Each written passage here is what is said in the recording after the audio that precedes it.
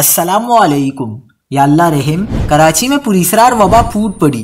نئی ناگہانی مصیبت نے شہریوں کو لپیٹ میں لے لیا۔ 16 بچوں سمیت 19 افراد جاں بحق، پورے علاقے میں کوہرام۔ کیا آپ حالات حاضرہ سے آگاہی حاصل کرنا چاہتے ہیں؟ خبر کے پیچھے چھپے اصل حقائق جاننا چاہتے ہیں تو ابھی سبسکرائب کیجئے جلمل پاکستان کو اور ساتھ ہی گھنٹی کے نشان پر کلک کر دیں۔ آپ کو بتاتے چلیں کہ کراچی میں پراسرار بخار نے پنجے گاڑ لیے۔ 2 ہفتوں کے دوران 16 بچوں سمیت 19 افراد انتقال کر گئے۔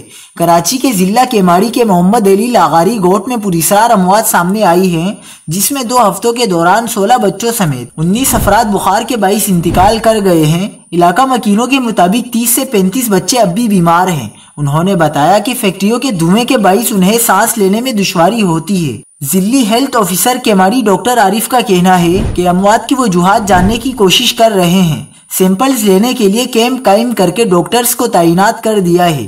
انہوں نے بتایا کہ 2 بچوں کی اموات خسرہ سے ہوئی ہے۔ 19 افراد کے انتقال پر پورے شہر میں خوف و ہراس پھیل گیا ہے۔